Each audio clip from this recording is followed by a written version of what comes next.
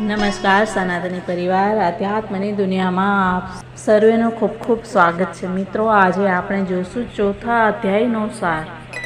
ચોથો અધ્યાય એ જ્ઞાન યોગનો છે અને એનો સાર છે કે શ્રી કૃષ્ણ ભગવાને પુરુષની અવસ્થા ભેદથી કર્મયોગ અને જ્ઞાન યોગની બે સ્થિતિ કહી. તે ઉપરાંત એ પણ જણાવ્યું કે કર્મયોગ મારફત ભગવાનના સ્વરૂપનું તત્વજ્ઞાન આપોઆપ સમજાય છે અને છેવટે કર્મયોગ માટે આજ્ઞા આપી. પણ અર્જુને પોતે એ બેમાંથી કયું સાધન તેના માટે શ્રેષ્ઠ છે તે નક્કી કરી શક્યો નહીં. ચોથા અધ્યાયનું મહાત્મ્ય.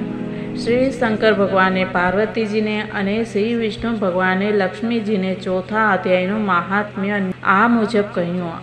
આ અધ્યાયના પાઠ શ્રવણથી સ્થાવર યોનિમાંથી જીવ છૂટી અને ઉત્તમ લોકમાં જાય છે. કાશી નગરીમાં દેવદત્ત નામનો એક બ્રાહ્મણ રહેતો હતો. તે હંમેશા શ્રીમદ્ ભગવદ્ ગીતાના ચોથા અધ્યાયનો પાઠ કરતો હતો.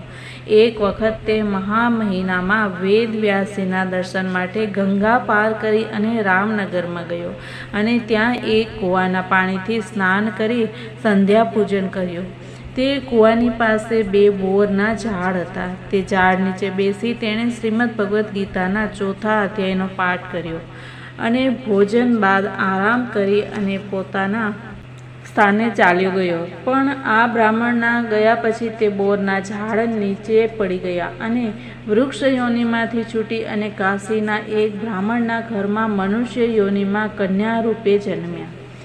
એક દિવસ તે બંને કન્યાઓએ શ્રીમદ્ ભગવદ્ ગીતાનો પાઠ કરનાર બ્રાહ્મણને જોયો અને પૂર્વના પુણ્ય પ્રભાવથી પૂર્વજન્મનું સ્મરણ થઈ આવ્યું. તે બંને કન્યાઓએ પ્રણામ કરી અને બ્રાહ્મણને કહ્યું કે હે મહારાજ, આપની કૃપાથી અમારું દુઃખ દૂર થઈ ગયું અને સ્થાવર યોનિમાંથી છૂટી અને આ વખતે મનુષ્ય યોનિમાં જન્મ મળ્યો. હવે આપ કૃપા કરી અને અમારો આ યોનિમાંથી પણ ઉદ્ધાર કરો. કન્યાઓની આ વાત સાંભળી અને બ્રાહ્મણને બહુ જ આશ્ચર્ય થયું અને બ્રાહ્મણે તે કન્યાઓને પૂછ્યું કે મેં તમને કેવી રીતે સ્થાવર યોનિમાંથી મુક્ત કર્યા અને તમને મનુષ્ય યોનિમાં જન્મ કેવી રીતે મળ્યો?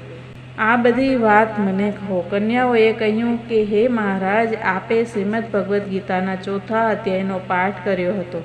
તે પાઠ સાંભળવાના પ્રભાવથી અમારા બંનેનો બોરના ઝાડમાંથી ઉદ્ધાર થયો અને તે પુણ્યથી આ વખતે બ્રાહ્મણના ઘરમાં જન્મ મળ્યો તથા અમને પૂર્વજન્મનું સ્મરણ પણ રહ્યું છે.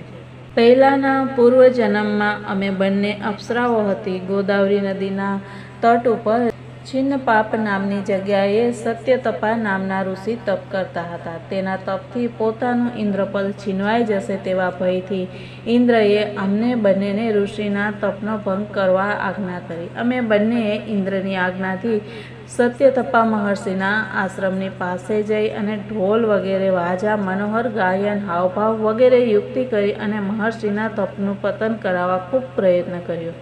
પરંતુ મહર્ષિ અસાધારણ જીતેન્દ્રિય હતા.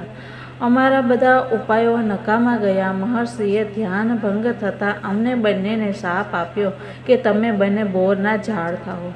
મુનિના શાપથી ભયભીત બની અને અમે બંનેએ વિનંતી કરી કે હે મહર્ષિ, આ યોનિમાંથી અમારો ઉદ્ધાર કરો, કારણ કે આમાં અમારા બંનેનો મોટો ગુનો નથી. મહર્ષિએ કહ્યું કે જ્યારે દેવદત્ત નામનો બ્રાહ્મણ આવી અને તમારી પાસે શ્રીમદ્ ભગવદ્ ગીતાના ચોથા અધ્યાયનો પાઠ કરશે ત્યારે તે પાઠ સાંભળવાથી વૃક્ષ યોનિમાંથી તમારો ઉદ્ધાર થશે. આ પ્રકારે પૂર્વજન્મની વાત કહી કન્યાએ દેવદત્તની પૂજા કરી. દેવદત્ત પોતાના આશ્રમમાં ચાલ્યો ગયો અને બંને કન્યાઓ ગીતા પાઠના પ્રભાવથી સ્વર્ગમાં ગઈ.